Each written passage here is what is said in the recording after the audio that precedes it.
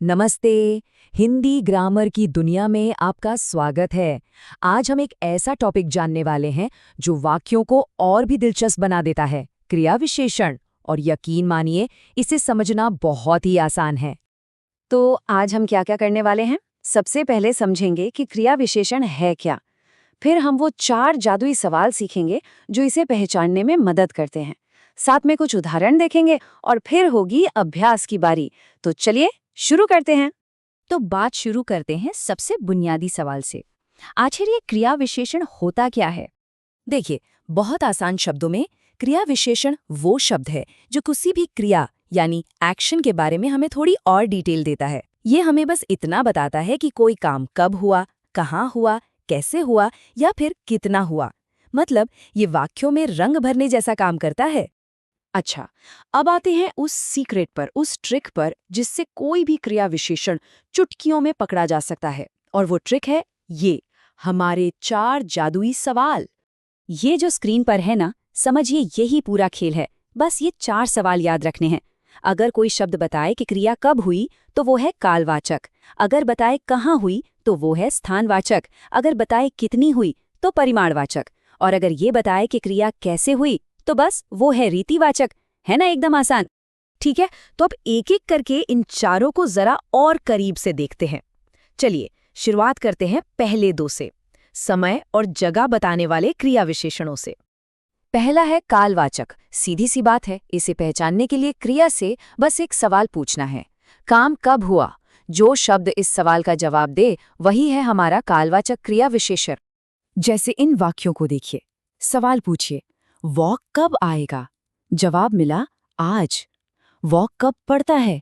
प्रतिदिन। कब वापस आना है? तुरंत। और वो यहाँ कब आता है? कभी कभी। देखा, ये सारे शब्द कब का जवाब दे रहे हैं। चलिए, अब हमारे दूसरे जादुई सवाल की बारी है। इस बार क्रिया से पूछना है, काम कहाँ हुआ। मिसाल के तौर पर, तुम कहाँ बैठो? जवाब है यहाँ। कोई कहाँ खड़ा है? जवाब है बाहर। ईश्वर कहाँ है? सर्वत्र, यानी हर जगह। और सड़क पार करते समय कहाँ देखना है? दाएं बाएं। ये सारे शब्द एक्शन की जगह बता रहे हैं। बहुत अच्छे। तो अब तक हमने कब और कहाँ को समझ लिया है। अब चलते हैं हमारे अगले 2 जादुई सवालों की तरफ, कितना और कैसे। तीसरा प्रकार है परिमाणवाचक। इसका सीधा मतलब है मात्रा, यानी अमाउंट। तो हमारा सवाल भी यही होगा, क्रिया कितनी हुई। जैसे कि वह कितना खा सका? जवाब है थोड़ा। तुम कितना बोलते हो? बहुत। चीनी कितनी डालनी है? कम। और मैं कितना थक गया हूं? बिल्कुल। ये सभी शब्द हमें क्रिया की मात्रा का एक अंदाजा दे रहे हैं। और अब हम आ गए हैं अपने आखिरी और चौथे प्रकार पर, रीतिवाचक। देखिए, रीति का मतलब ही होता है तरीका या ढंग। तो हमारा आखिरी जादुई सवाल क्या होगा? बिल्कुल सही, क्रिया कैसे हुई। जैसे, वो कैसे चलता है? धीरे धीरे। बारिश कैसे होने लगी? अचानक। मेरी बात कैसे सुननी है? ध्यानपूर्वक। और हवा कैसे चल रही है? तेजी से। ये सभी शब्द हमें एक्शन के होने का तरीका बता रहे हैं।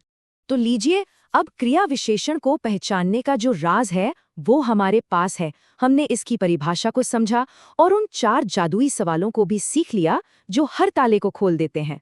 तो बस एक बात गांठ बांध लेनी है, जब भी किसी क्रिया को देखें उससे ये 4 सवाल पूछें। काम कब हुआ, कहाँ हुआ, कैसे हुआ और कितना हुआ। जवाब अपने आप मिल जाएगा। तो ये रहा एक आसान सा 4 स्टेप टूल। पहला, पूछिए कब, मिलेगा कालवाचक। दूसरा, पूछिए कहाँ, मिलेगा स्थानवाचक। तीसरा, पूछिए कितना, मिलेगा परिमाणवाचक। और चौथा, पूछिए कैसे, मिलेगा रीतिवाचक। तो अब एक छोटी सी चुनौती, अगली बार जब कोई हिंदी का वाक्य सुने या पढ़े तो क्या उसमें छिपे क्रिया विशेषण को ढूंढा जा सकता है? कोशिश जरूर कीजिएगा और अभ्यास करते रहिए।